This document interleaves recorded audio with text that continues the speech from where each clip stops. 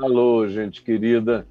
Eu estou aqui com o meu amigo Marcelo Freixo, e que me dá um grande prazer de estar hoje aqui comigo no Papo de Graça, pela primeira vez, assim, ao vivo no Papo de Graça, porque ele é meu amigo aqui de cafés da manhã ao vivo, presenciais. E desde dezembro que a gente não faz os nossos cafés. Bom dia, meu amigo querido. Bem-vindo aqui no Papo de Graça. Você é muito amado. Bom dia. Bom dia, pastor Caio Fábio. Caio, meu amigo querido, um abraço para sua equipe, para sua família. Que saudade que eu estou de você. As pessoas não sabem, né? Você está morando em Brasília, eu fico em Brasília metade da minha semana, e Aham. toda quinta-feira a gente toma esse café da manhã juntos, né? E a É, gente fica pelo menos umas 2 horas, 1 hora e meia, é, conversando sem pauta de nada, conversando é, sobre a vida, conversando sobre os desafios. Vira uma terapia de amigos. E esse ano, com essa é, pandemia, a gente não conseguiu, né? Porque foi é. lá já em fevereiro, quando começou o ano em Brasília, já veio a pandemia, a gente não conseguiu. E faz falta na vida, viu? Te encontrar e ter Puxa, essa conversa faz meu falta. amigo. Que coisa verdadeira. Faz falta para mim também. A gente fez a última antes do Natal. Gravamos até um vídeo natalino, não é? Com o Siri aqui com a gente. Aí você foi para o Natal, Exatamente de lá você viajou para isso. Portugal e a gente Isso, falou isso, você viajou para Portugal, a gente falou aqui na internet algumas vezes. Aí quando você voltou de Portugal, eu tinha ido para os Estados Unidos, para uma exato. ilha lá no Caribe, levado por dois amigos, um casal de amigos, eu e a Adriana. De lá fomos para o sul dos Estados Unidos, onde eu preguei e tive algumas coisas, e voltei. Quando eu voltei, a pandemia já estava começando quase a ser declarada. Aí ela foi declarada É. e um amigo meu voltou de Londres com a Covid. Ele, a mulher e as filhas tinham ido lá para a diplomação de uma das filhas deles, a mais velha. Quando ele voltou contaminado, sem saber, promoveu uma reunião de amigos aqui, todos da alta sociedade brasiliense, na casa dele, e todo mundo foi contaminado. Pegou. Ele, cara, e a dele foi tão forte que ele quase morre. Ele ficou uns 20 e tantos dias internado, entubado, e ele não tem as minhas comorbidades, nenhuma delas, é mais novo do que eu olhei para aquilo, falei, se eu tivesse no lugar dele, sem um milagre, eu morreria. E aí foi a gota d'água para eu tomar as decisões de radicalização. E aí nem o meu aniversário eu celebrei. Tinha um netinho que tinha viajado para cá, estava tudo pronto, eu mandei cancelar tudo, e daquele dia em diante nunca mais saí. E nós ficamos uns 3 meses, 4 meses e meio sem ninguém entrar. Só depois é que eu consegui imaginar um modo de receber filhos e netos aqui atrás, aqui no jardim, que você sabe que é grande, tem 2 pérgolas ou 3 pérgolas É lá lindo. atrás, e a gente senta e passa a tarde de domingo conversando, normalmente é assim. E você está em casa com a Você Antônia. sabe, cara. Sim, estamos em casa. Quando surgiu a notícia da pandemia, eu estava em Brasília. Eu estava em Brasília, Uhum, finalzinho de fevereiro, início de março, eu estava em Brasília. E aí eu fiquei em Brasília, meio sem saber o que fazer. Brasília começou, o pessoal indo embora, mas aí tinha aquele negócio do avião. Eu uhum, fiquei um tempo em Brasília, Brasília foi fechando, né? E isso. aí a gente, a sessão, até que aí tinham poucos deputados em Brasília, eu fiquei um mês direto em Brasília, e Uhum, também me preservando um pouco, até que as sessões fecharam para ser só online. O que é uma é, medida correta, porque tem muito é. deputado com comorbidade e acaba que você ali pode contaminar alguém da sua Uhum, família também, né? uhum, Enfim. uhum. Então, quando a sessão passou a ser só online, eu falei, não faz sentido eu ficar em Brasília sozinho, né? Peguei um daqueles voos que já não tinha quase ninguém pegando avião naquela época, 3 pessoas no avião, isolado.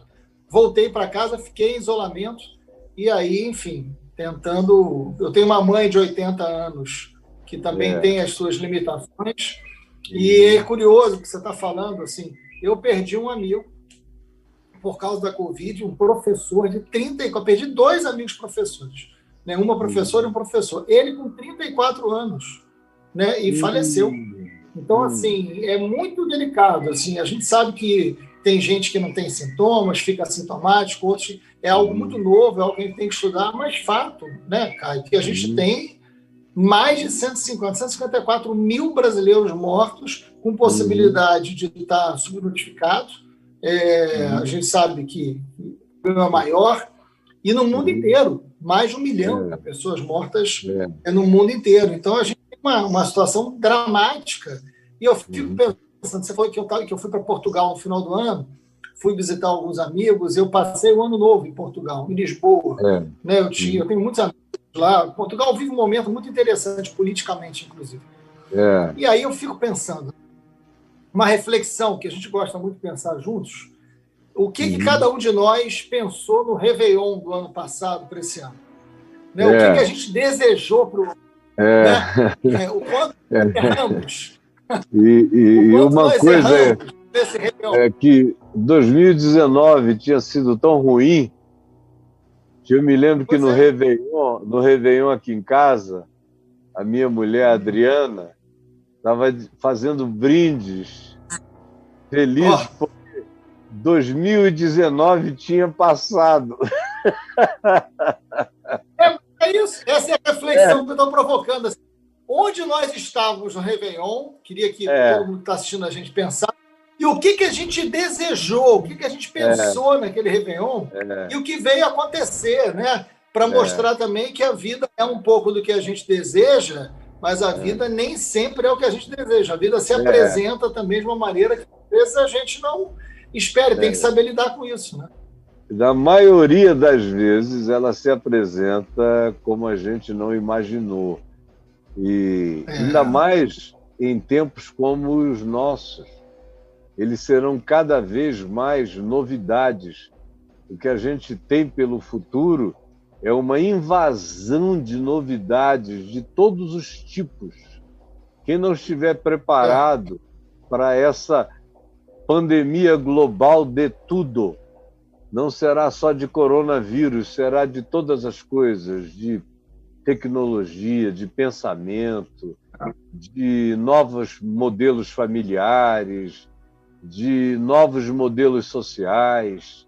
Se nós não estivermos preparados para todas as mudanças que nos aguardam, e o coronavírus ajudou a adiantar, eu tenho dito costumeiramente que essa pandemia pegou assim o futuro e puxou o futuro uns 5 anos, adiantou o futuro para a gente. É verdade. Porque, eventualmente, até o Congresso brasileiro vai se encontrar menos presencialmente. Vai ter um monte de reunião que vocês vão fazer online, porque não precisa ficar gastando esse dinheiro. Você viu a economia? A economia que foi feita no Congresso só porque se parou esse tempo? Isso é uma coisa brutal, de milhões e milhões que não foram usados porque está todo mundo se reunindo online. Essas reuniões que a gente faz, vai para São Paulo fazer uma reunião, vai para onde se aonde fazer reunião, isso a gente mudou, tem uma cultura que mudou. Né? Sai de casa todo mundo para ir para o centro da cidade, né? E as cidades pagam um preço muito alto por isso, também mudou. Outras não, outras não vai conseguir substituir pelo encontro pessoal, que também não é a mesma coisa. Né? Educação, por exemplo, não é uma coisa, mas tem lições importantes. E lições aí da saúde, né, Caio? Assim, hoje eu fiz uma postagem até no Twitter, porque é muito impressionante. O presidente Bolsonaro deu uma declaração dizendo que no seu governo não será obrigatória a vacina. Né?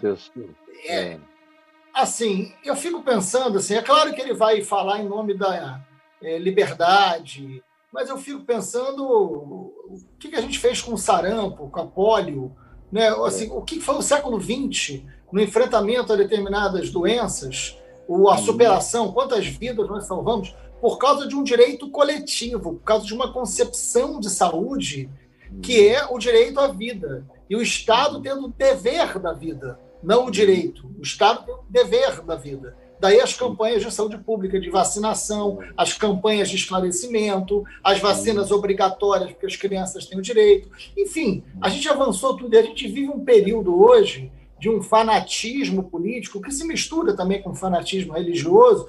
Você é um mestre nessa análise, né? Que leva a um negacionismo.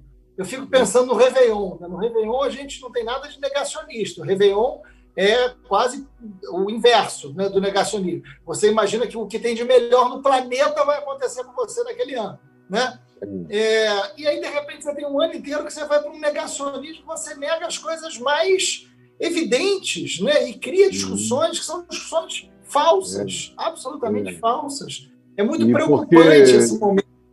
Quando ele disse ontem que no governo dele a vacina não seria obrigatória, ele não estava falando amparado em nenhuma ciência.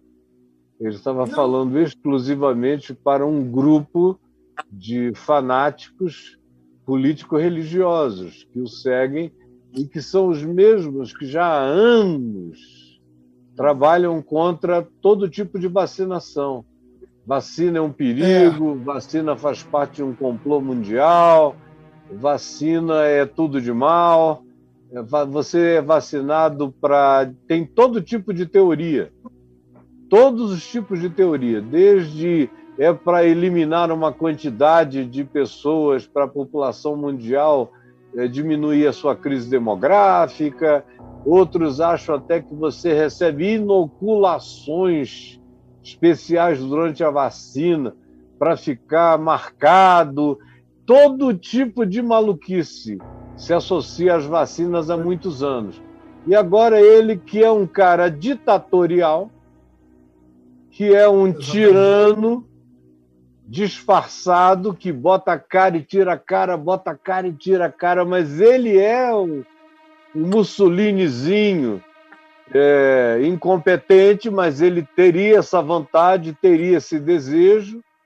E aí, conclusão, ele, quando quer, ele fala em nome da liberdade. Ontem foi uma das primeiras vezes em que louvou a liberdade.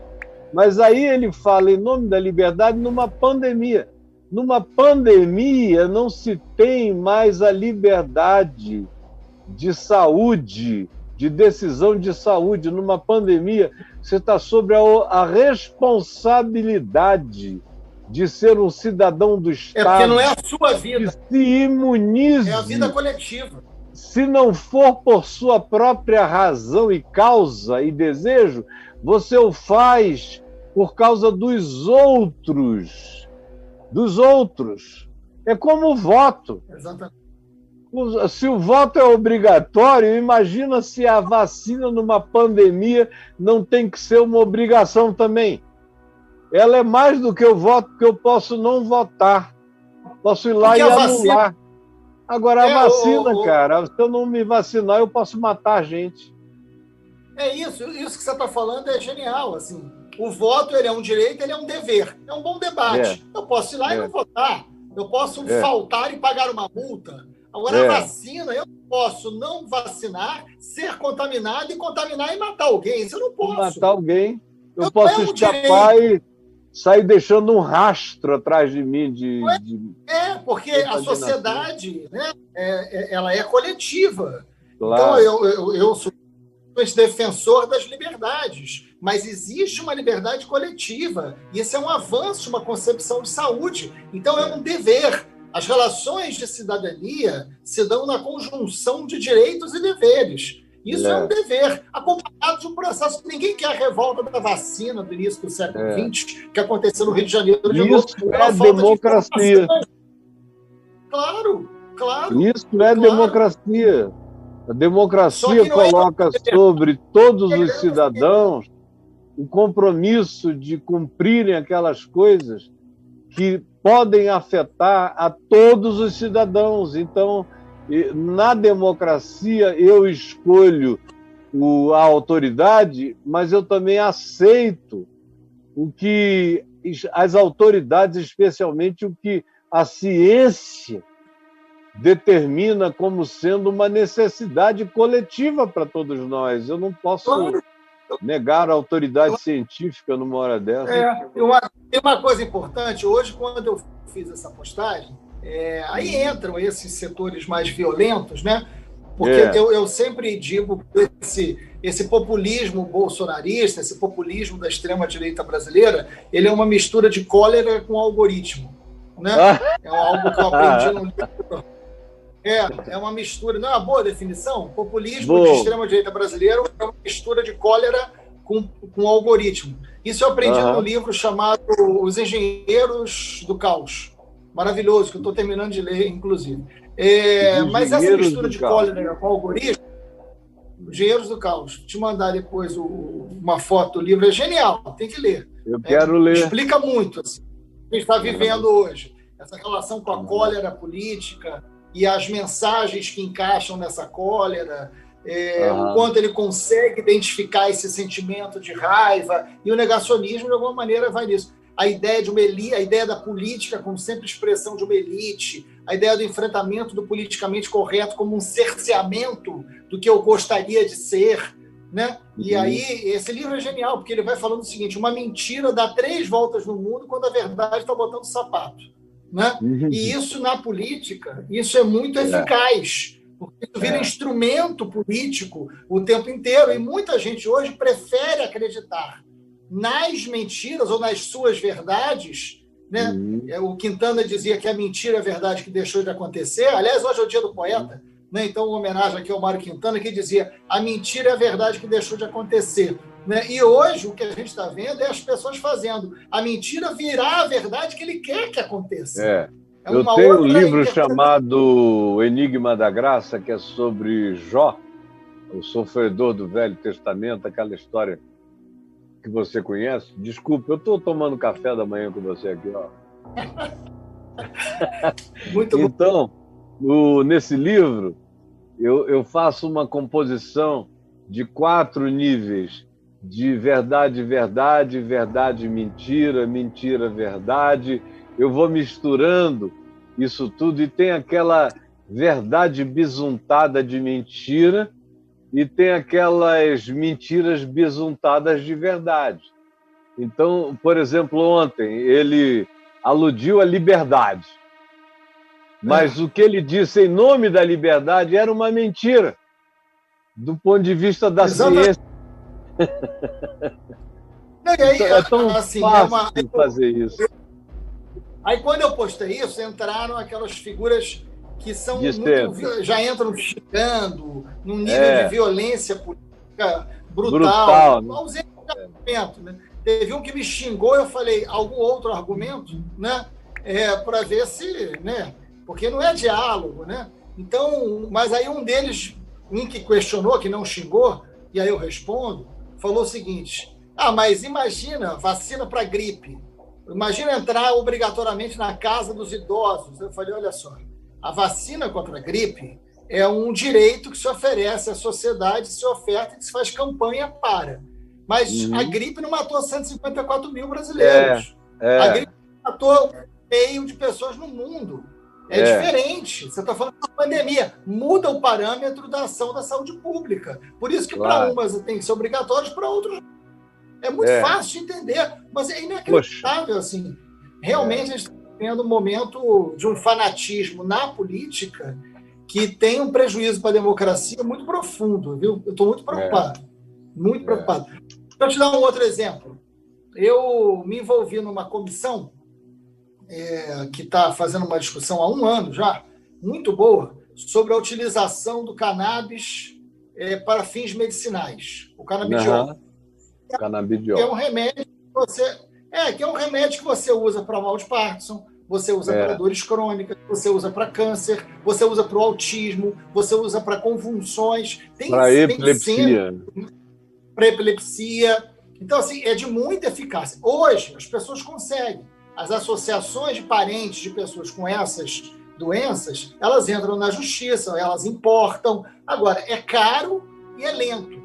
Então acaba sendo muito elitizado o consumo de um medicamento, que é muito impressionante. Tem uma jovem que a gente acompanha com os pais dela nessa luta, ela tinha 50 convulsões por dia. Você imagina uma filha sua ter 50 convulsões por dia. E ela começou a usar o canabidiol e desde maio do ano passado ela não tem nenhuma convulsão. Então, assim, isso tem que ser um direito. Isso tem que ser um direito. E aí, assim, é um amplo debate sobre quem pode cultivar, o plantio, só as associações, não pode ser cultivo individual, não é para uso recreativo, é para exclusivamente, tem que ter autorização do governo. É um projeto de lei com absoluto rigor e cuidado para que seja um projeto de saúde. Caio Fábio, meu amigo, você tem que ver a guerra que setores desse governo, principalmente o seu Osmar Terra e a Damares, promoveram contra esse projeto. Não pode, porque isso é uma abertura para uso de drogas. Eu estou falando de saúde pública, eu estou falando de enfrentamento ao autismo, eu estou falando de dores crônicas. Converse com o pai, com uma mãe de uma criança que tenha isso. Converse com uma pessoa que usa isso. Assim, aí eu fico muito assustado, porque a gente está falando de uma ministra de Direitos Humanos que perdeu qualquer senso de humanidade. Né? É muito trágico. Perverso que a gente está vendo. Em nome de Deus. Que Deus é esse, Caio Fábio? Não. Esse Deus não é Deus, meu irmão. Esse Deus é um Deus que teria criado uma planta diabólica. Imagina só. Quando o que se diz é que tudo o que Deus criou é bom. A cannabis não foi produzida em nenhum laboratório do inferno. Ela foi criação de Deus. Quando Deus disse, haja, e toda a terra se encheu de toda a sorte de plantas e de ervas, segundo a Escritura, a cannabis nasceu lá. E a gente tem documentação do uso dela desde 5, 6 mil anos atrás. Atrás, meu amigo. E eu queria ver o rosto do Freixo. Isso, meu queridão Braulio. 6 mil anos atrás.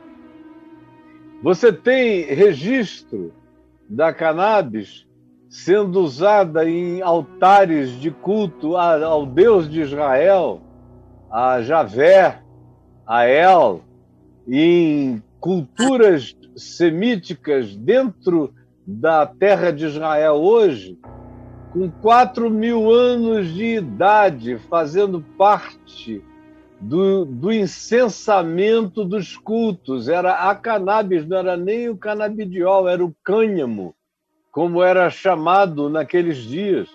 Você tem isso em todos os lugares, como remédio, medicina, como calmante, de todos os modos.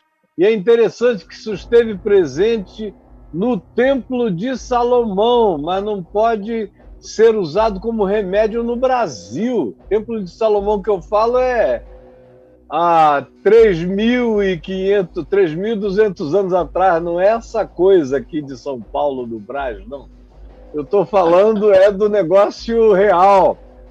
Fazia parte, misturava-se com canela, com mirra, com outros cheiros bons, ia também o cheiro do cânhamo. E ali eles amassavam para fazer o incenso do culto dentro do templo, para sacrifícios e orações a Deus. Então isso há mais de 3 mil anos atrás, no Templo de Israel. E foi achado recentemente uma quantidade significativa dessas demonstrações. Agora, a ignorância não tem tamanho, meu amigo, e quando ela se mistura com fanatismo religioso, aí não adianta ciência, demonstração, comprovação, apresentação de bem-estar social, de como a pessoa melhorou. Outro dia eu estava vendo um vídeo de um homem com Parkinson, naquele último estado que o braço bate para todo lado e bate na mulher, batia no filho, era um desespero, ele também ficava angustiado. Aí o filho conseguiu dar a ele uma dose de não foi nem de canabidiol, eles não tinham. Levaram o velho para o banheiro e fizeram-no dar uns 2 ou 3 tapinhas num baseado. Não foi nem canabidiol. Foi a coisa mesmo, assim, para fumar. E o velho deu. Cara, não demorou 5 minutos, 10 minutos.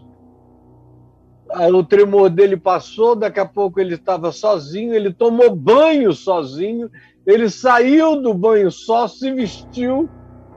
E você olhando aquilo ali, eu digo, não é possível que o benefício seja menor do que o estigma ilegal que se colocou nesse negócio. É de uma inconcepção absoluta. Não dá para você entender sob nenhum olhar ou nenhuma perspectiva. Jesus iria dizer, escuta, foi o homem que foi criado para a cannabis ou foi a cannabis que foi criada para o homem? Essa seria a lógica de Jesus. E eu fico pensando, assim, vários amigos queriam aproveitar e fazer o debate da legalização. Eu falei, olha, não vamos misturar, porque a gente já sabe que eles vão atacar. Vamos falar de saúde pública, a gente está no momento de pandemia, a gente está no momento que a gente pode avançar. Então vamos separar isso, vamos separar. E o debate desse projeto ele é exclusivamente para uso médico. Plantações só podem fazer pessoas jurídicas, registradas no governo, com autorização do governo, com fiscalização, está tudo no projeto. E mesmo assim, pelo fanatismo mais absoluto, para querer acirrar e alimentar uma horda de fanáticos, se opera contra um direito alimentar de vida. Os relatos são muito impressionantes dessas pessoas. Então, assim, é uma coisa que não é humana, não é nem divina e nem humana. Aliás, essas coisas não deveriam se separar nunca. Na realidade, mas não é nem humana. A coisa em si é tão divina quanto humana, tão humana quanto divina.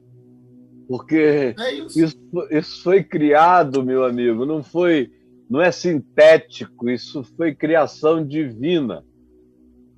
E a gente usa todas as criações divinas. A gente tira o veneno da cobra para fazer antídoto. A gente usa veneno na natureza para produzir outras coisas que, na dose certa, salvam vidas. A gente usa tudo. Todos os nossos remédios, todas as nossas medicações vêm das criações encontradas na natureza.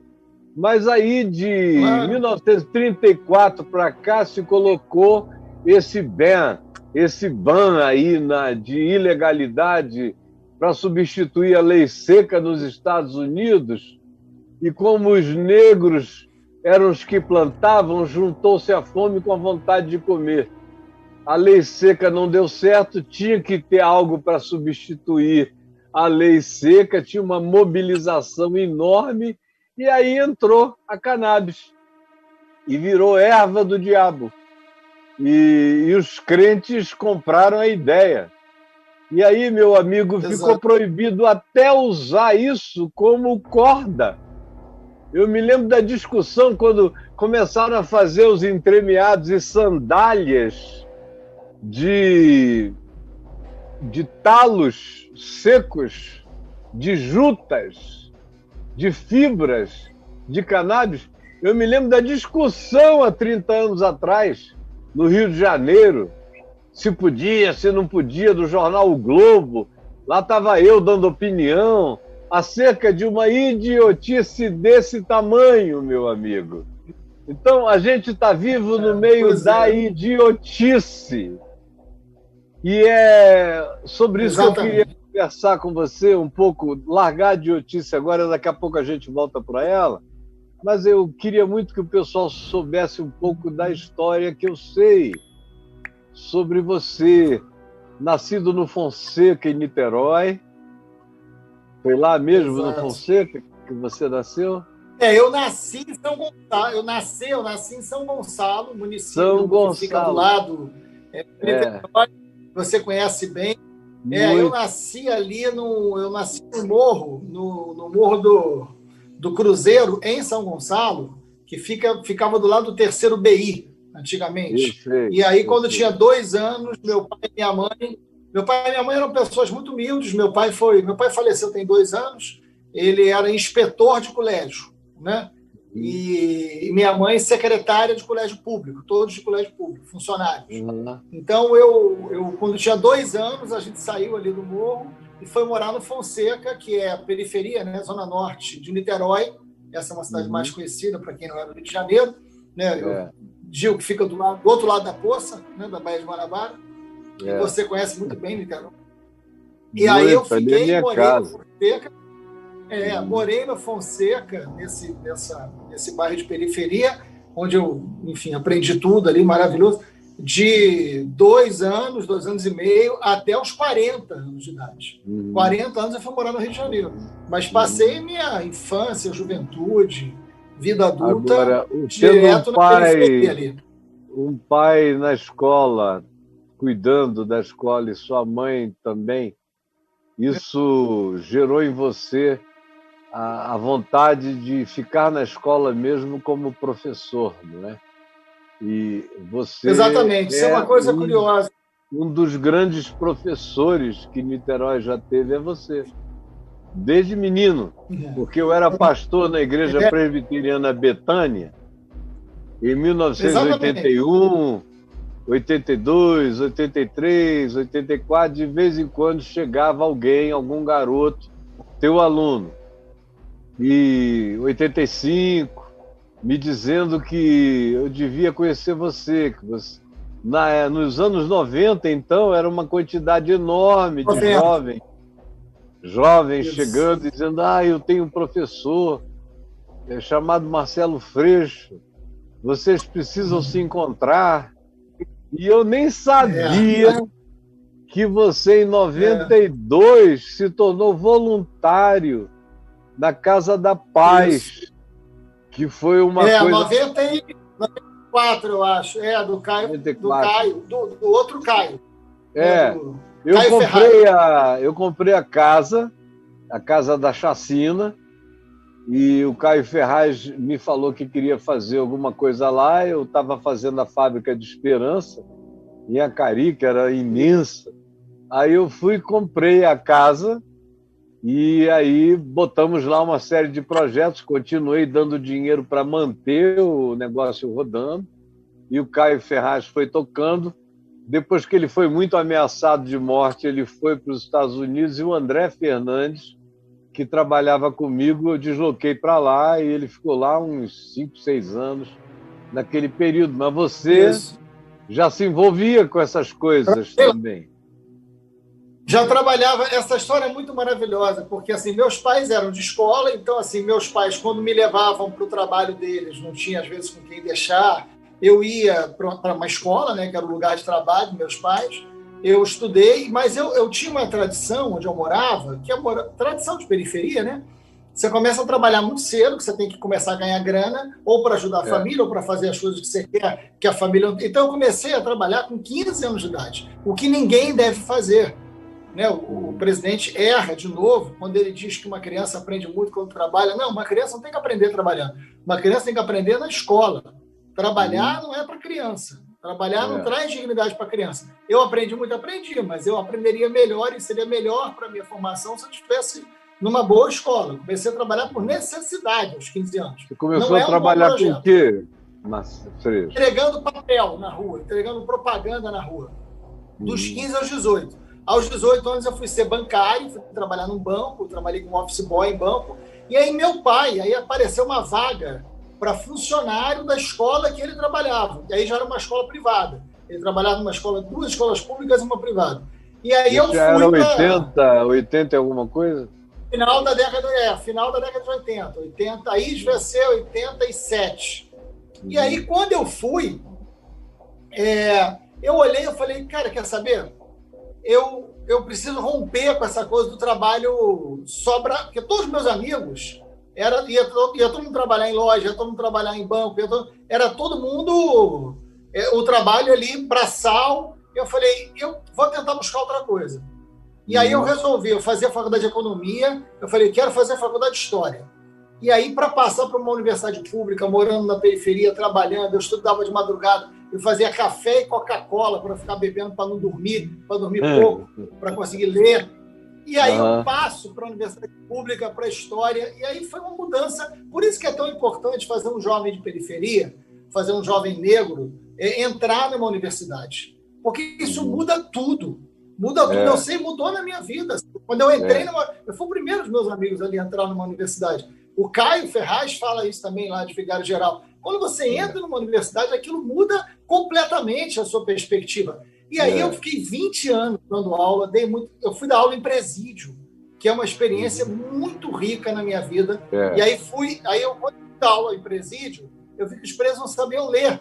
E aí eu fui fazer um curso do Paulo Freire para aprender a alfabetizar com o método do Paulo Freire para usar na prisão.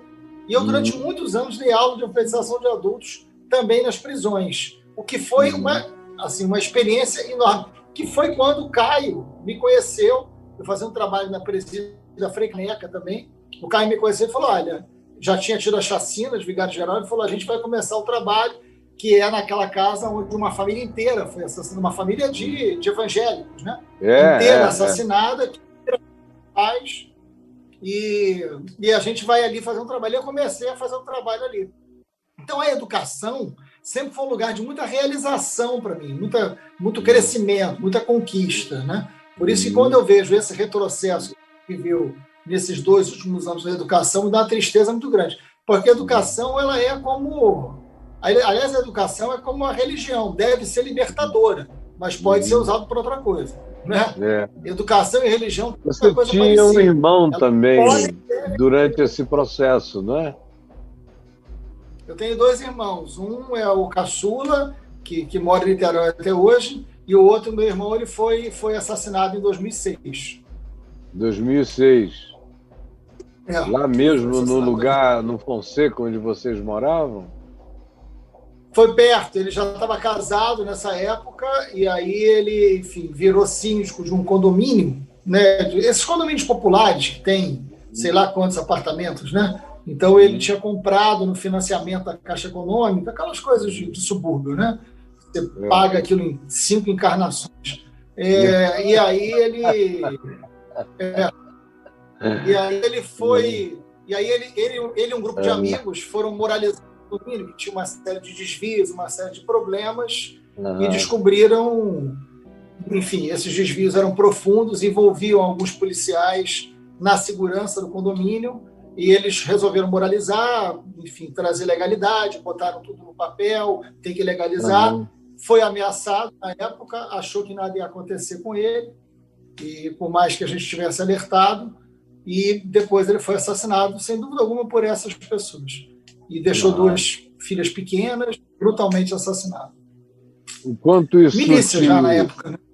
O quanto isso te mexeu do ponto de vista de fortalecer, ou enraizar ou aumentar o teu engajamento como cidadão e como um ente político, um ente da polis?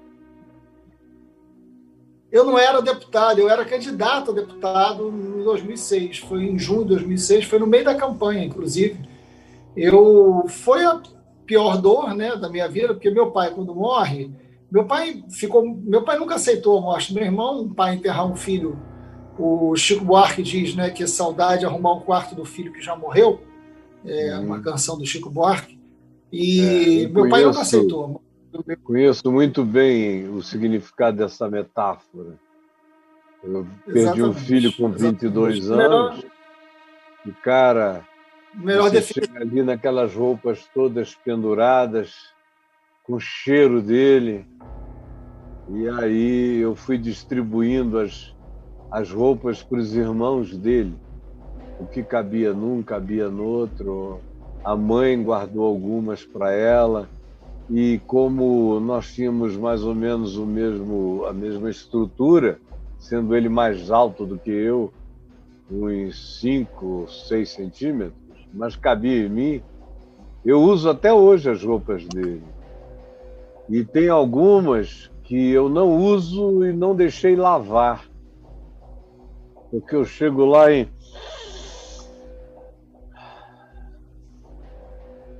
15 anos depois, eu ainda consigo cheirar o cheiro dele. Deve ser mais no meu cérebro do que no pano. Mas isso é saudade. Coração.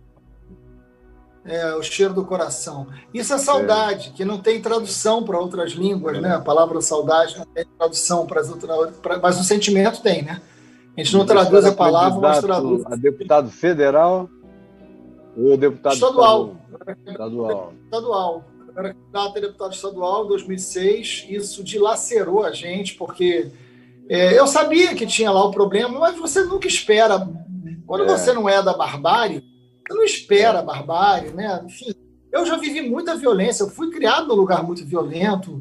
Eu perdi amigos que se envolveram numa coisa, em outra. Perdi muitos amigos na juventude. Mas eu e meus irmãos, a gente não tinha nenhum problema.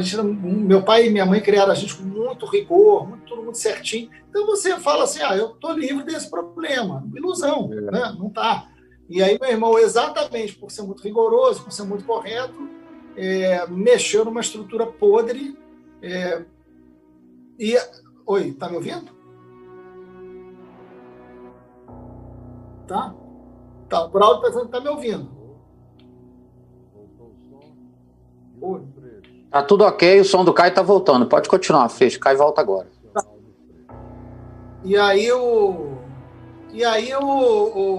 quando isso acontece, eu nunca esquecia, né? Eu morava no Fonseca,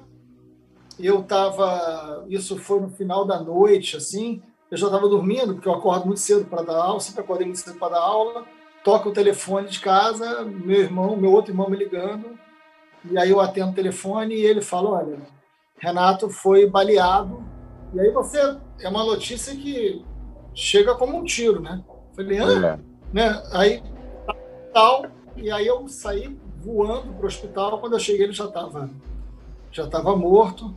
E foi um aprendizado muito doloroso, muito profundo, porque eu passei a noite inteira no hospital, né, com o corpo do meu irmão, e teve um momento que ele foi levado para um lugar, colocado em cima de uma maca, né, de ferro, nu, e não tinha mais nada no hospital, madrugada. E eu fiquei sentado numa cadeira do lado dele, a noite inteira, cara. A noite inteira do lado dele. E foi um momento muito profundo assim, na minha vida. Eu fiz isso com meu irmão. Eu tive um irmão de 19 anos que não foi assassinado, mas morreu num acidente de carro. Foi um verdadeiro assassínio. Não é o caso aqui contar a história. E também fui eu que fiz tudo e fiquei com ele, e era sangue, muito sangue. Eu tive que vesti-lo. Quando eu levantei a cabeça dele, tinha quebrado aqui atrás o pescoço. Foi uma sanguinolência que não dá nem para explicar. E aí lavar, vestir, depois ficar lá esperando. E quanta memória, quanta dor, quanta reflexão, quanto sentimento.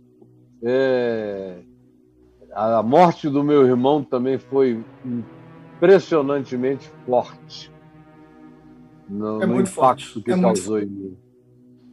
É muito forte. E ali eu tenho uma coisa que eu acho que é importante até. Eu tinha que dar uma notícia para meu pai e para minha mãe, e ele tinha sido assassinado. Aí eu falei, como é que eu vou dizer isso para meu pai e para minha mãe? Aí eu chamei meu pai e minha mãe no hospital. Já separei ali psicólogos, né, pessoas, médicos, que se passasse mal estavam no hospital, e falei que ele tinha sofrido um acidente de carro, né, e pedi para que eles fossem no hospital.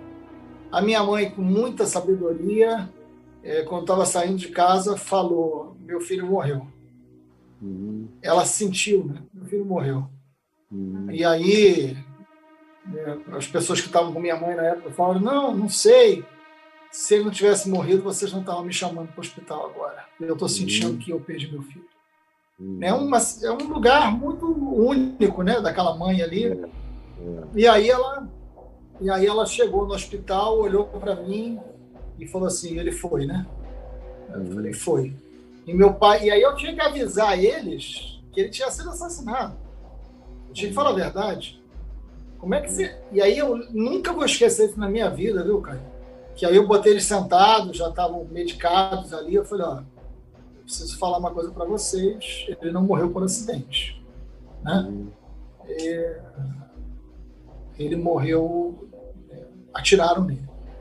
E aí, rapaz, meu pai, ali eu sabia que meu pai não ia resistir. Resistiu muito, né? Mas ficou 12 anos doente para morrer depois. Meu pai olhou para mim e falou o seguinte, não é possível. Não é possível. Você imagina o que é você criar os filhos num lugar violento, sem permitir que os filhos entrarem. E aí, meu pai olha para mim e fala assim, não é possível. Não é verdade. Aí eu falei, é verdade. Aí ele falou, não, eu eduquei vocês sem encostar um dedo em vocês. Eu nunca bati em vocês. Eu nunca dei uma palmada em vocês. Ninguém pode ter feito isso. Eu nunca esqueci isso na minha vida, cara. Isso foi um negócio que, quando ele falou para mim, eu senti alguém rasgando o meu peito, né?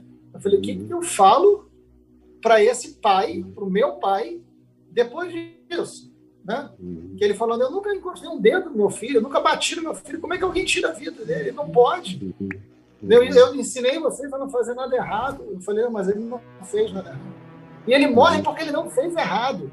Isso aqui é muito duro, né? E ele tem que... Ou até morre porque estava tentando fazer a coisa certa. Hoje, né? Como é que a gente... O tema da segurança, um tema tão caro, porque é um tema que está certo nas famílias, né? E às vezes o indivíduo morre porque também está tentando fazer a coisa certa. E não é só porque estava no meio do caminho, por acaso, não é bala perdida, é bala direcionada, porque o cara estava fazendo alguma coisa certa. Frequentemente acontece isso também. Agora, deixa eu perguntar o seguinte, o que você, sendo professor, amado pelos seus alunos, eu me lembro a primeira vez que você veio aqui em casa, há uns 2 anos atrás, que eu te levei para dar uma volta no jardim e o pessoal da VMV-TV estava aqui no estúdio se preparando para gravar. Assim, pelo menos uns 3 funcionários, a começar do meu genro, vieram te falar, te abraçar, dizendo, eu fui teu professor, eu fui teu aluno na escola tal, na escola... E aqui em Brasília, gente do Rio tinha sido teu aluno. E onde eu vou, se eu mencionar teu nome e eu ver a gente numa certa faixa etária, você teve alunos. Como é que você viajou do professor Freixo para a política?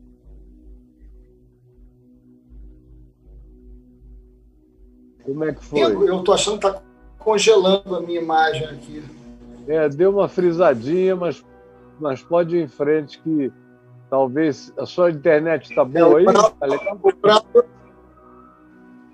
Acho que está, mas enfim, o Braulio está congelado aqui para mim. Seu sinal está fraco, o sinal dele está fraco, Caio. Mas essa... Pode ir falando, é porque o teu sinal está chegando fraco aqui para nós.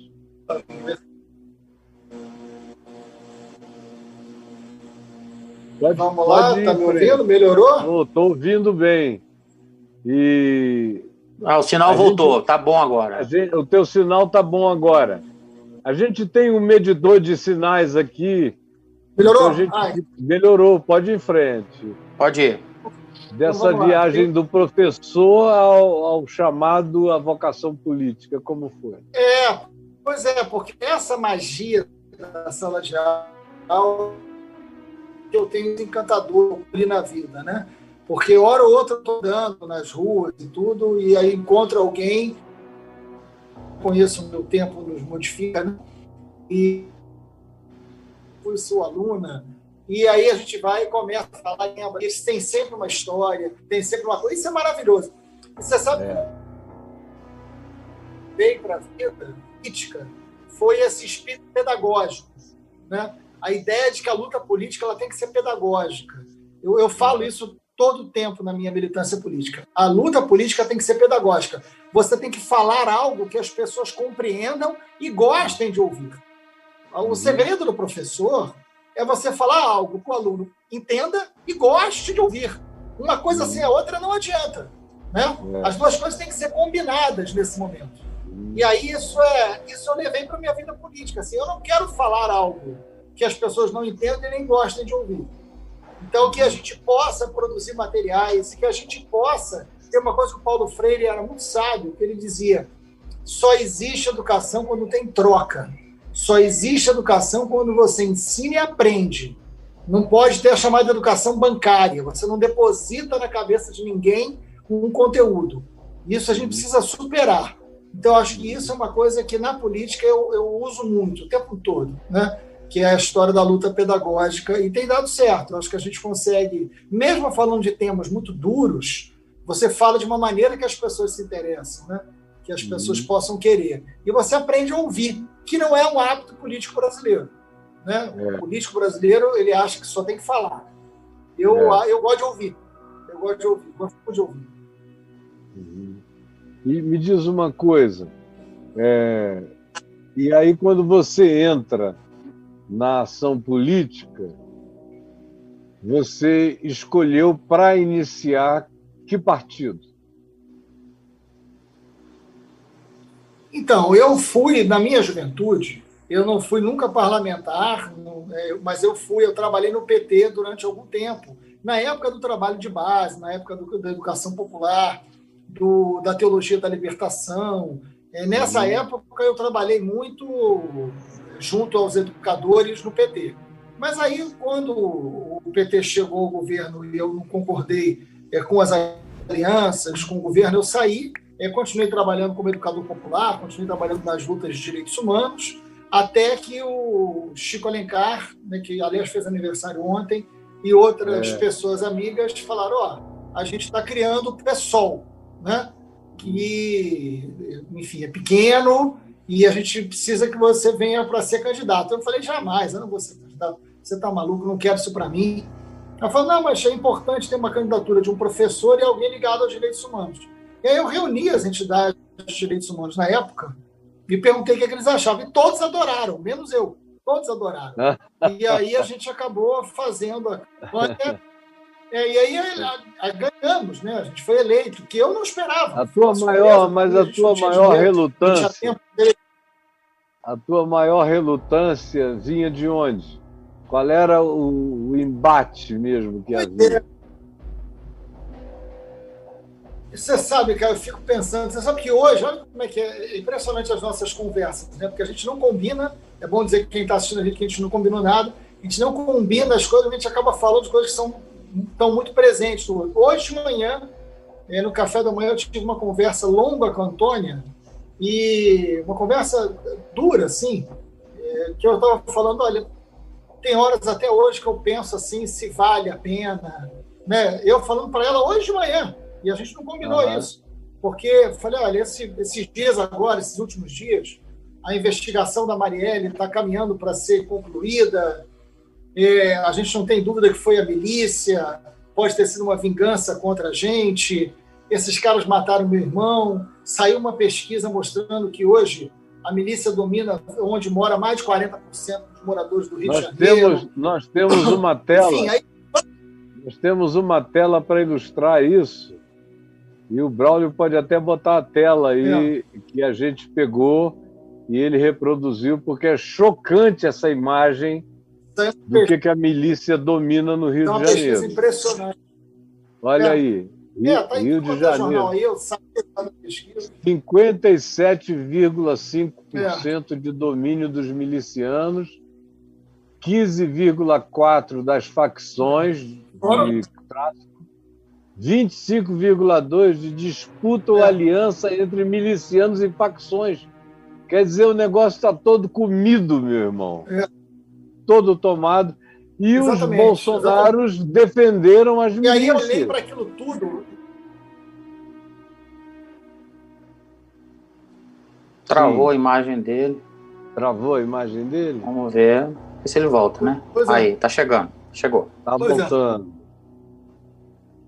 Tá voltando.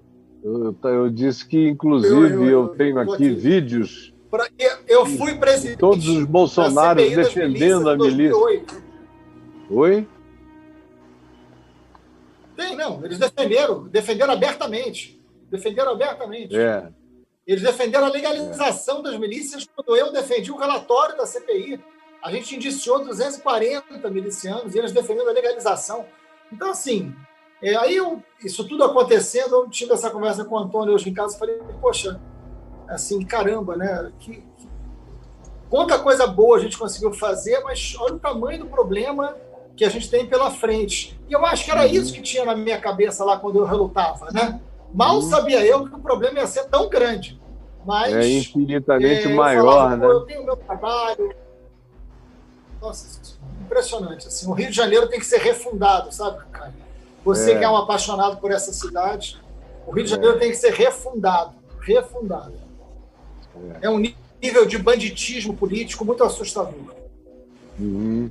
E você sabe, você era uma das pessoas cogitadas para a prefeitura, para essa eleição. E a gente chegou até a conversar um dia aqui em casa, quando eu tomei a liberdade de te dizer que eu achava que você não deveria entrar nessa. E que se você fosse continuar no processo político, era melhor você ficar fora de uma eleição para a Prefeitura do Rio, porque era como eleição para máfia. E que, enquanto as bases fossem aquela, não dava para você governar, e mesmo que fosse eleito. Exatamente. E eu fiquei muito feliz quando eu vi que você disse, não, deixa eu me recolher dessa luta, porque não é o bom combate. Não é o melhor combate que eu possa fazer. E essa uma coisa nova em processo. Preciso te dizer isso. Sim. Não, eu preciso te dizer isso. Essa nossa conversa, em dezembro, ela foi muito importante na minha decisão. Porque era uma conversa sem nenhum outro interesse, né? Éramos nós dois numa conversa sem nenhum outro interesse profundo e humano, onde eu consegui com você, a gente consegue isso, a gente consegue aprofundar e olhar para tudo. Eu falei, olha, não tem aliança entre o campo progressista. A gente não tem força política porque hoje, para você combater o crime de dentro... Uma coisa é combater o crime no Congresso, onde eu combato, né, como CPI, eu estou apresentando a CPI das milícias aí de novo. Mas se a gente apresenta como prefeito um enfrentamento à milícia, você tem que ter o governador e o presidente junto com você. O presidente resultado das milícias. Como é que você vai assumir uma cidade como o Rio de Janeiro ou tentar governar se você não tem aliança entre o campo progressista, você não tem um presidente como aliado, você sequer tem um governador? Então é uma coisa muito...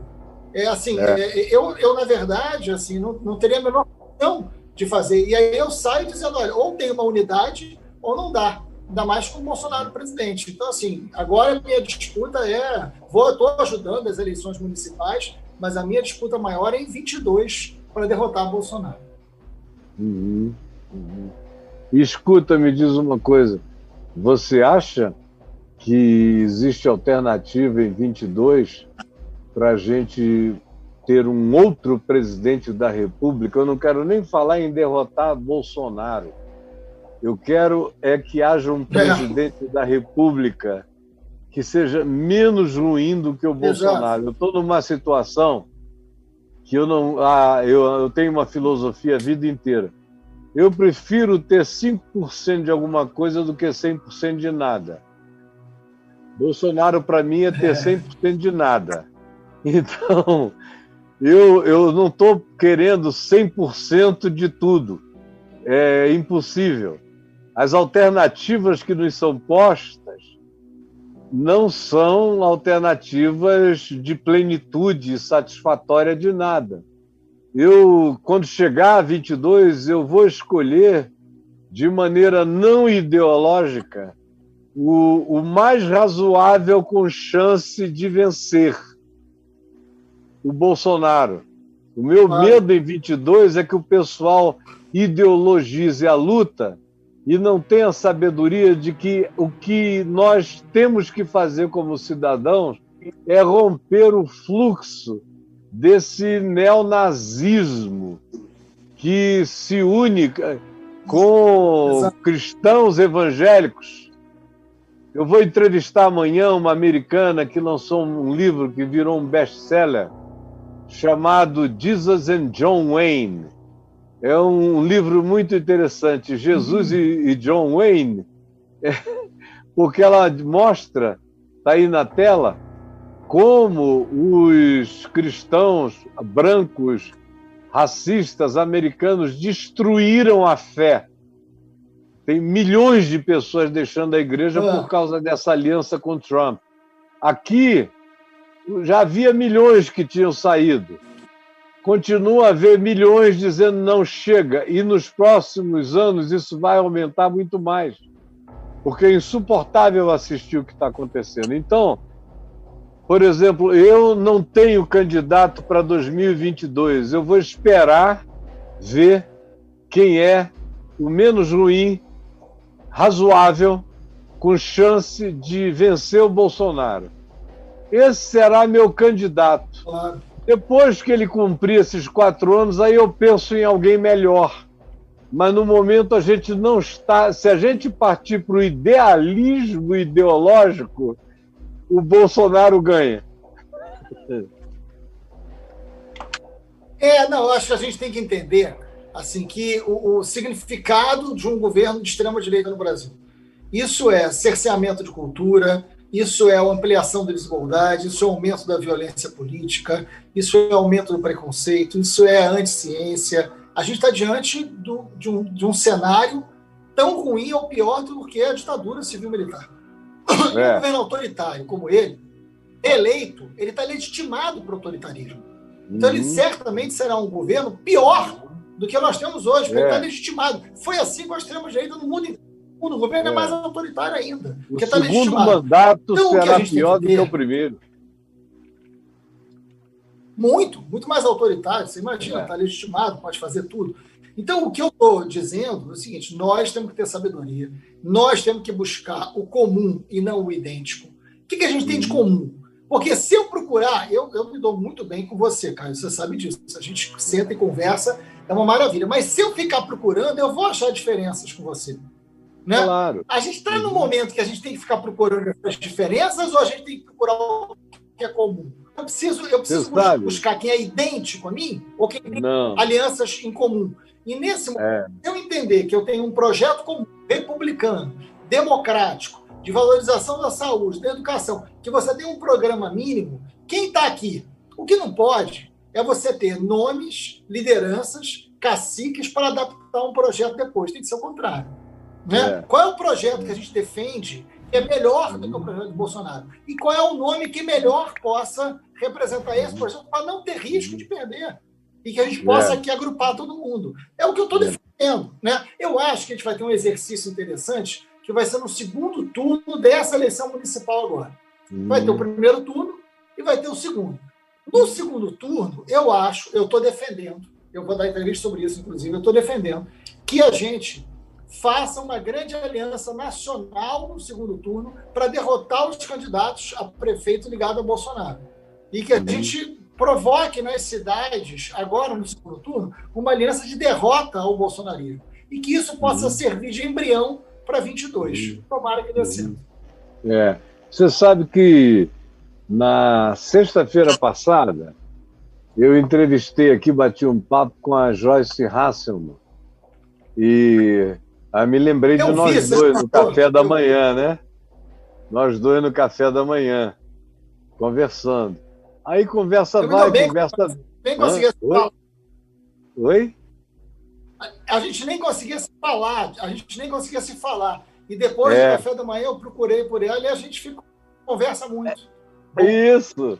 Aí eu falei para ela, olha, eu não tinha te encontrado, nem conversado contigo, mas eu tenho um grande amigo que toma café da manhã comigo toda quinta-feira. E houve um dia aqui no café da manhã que a gente estava falando sobre amar o inimigo e orar pelos que nos perseguem. E eu falei para ele que talvez você fosse a figura ideal a ser procurada. Você e o Alexandre Frota e alguns outros. Exatamente. E perguntei se ele faria isso em nome daquele princípio. E aí ele foi. E ele fez, ele te procurou. Aí ela falou, ele veio. Ele veio. E aí me pediu para dar um abraço, falou comigo. Aí eu fui olhando para ele, eu me comovi. E aí a gente começou a conversar e hoje nós temos um entendimento maravilhoso. E com Frota também. E é com curioso, Frota também, viu, Caio? Porque... também, e é curioso, porque eu lembro bem, a nossa conversa foi em cima de uma experiência que eu tive com o Eduardo Galeano, né, um gênio da nossa literatura latino-americana, que ele me ensinou, ele falou, eu lembro, a gente conversando sobre isso, o Galeano disse para mim, pessoalmente, ele falou, ó, valorize os seus inimigos, são eles que te definem, por isso não faça qualquer um inimigo. E aí, nesse sentido, a gente entendeu que dentro do Congresso, o Frota e a Joyce não precisavam ser inimigos, que o inimigo era outro. Né, para o você citou o Galeano.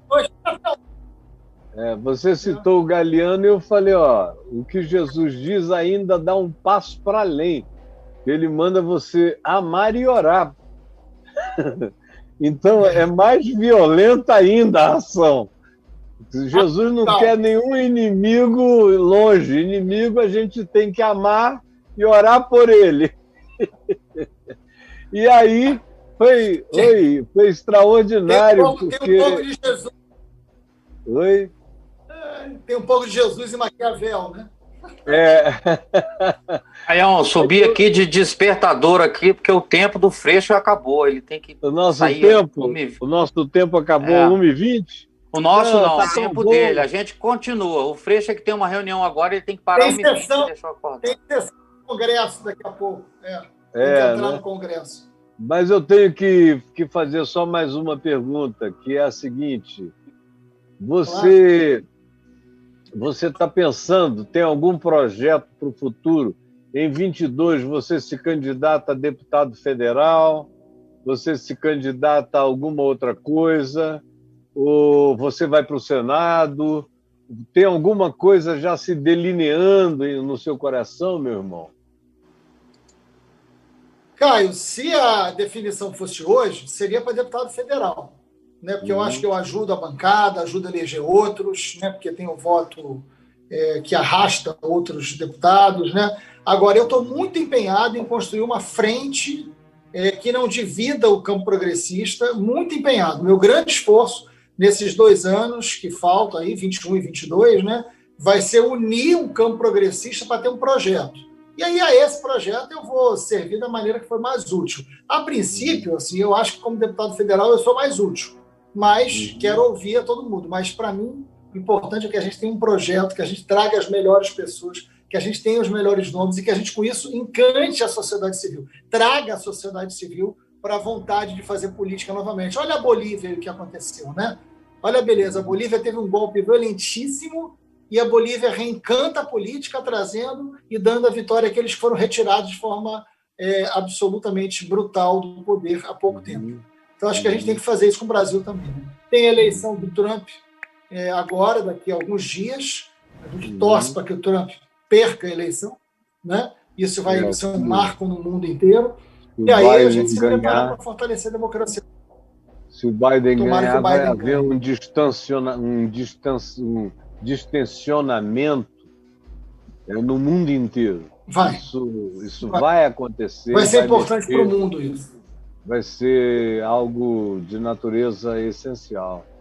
E olha só, a gente termina os nossos cafés aqui, eu sempre pego na tua mão e a gente troca um beijo e eu sempre faço uma oração leve.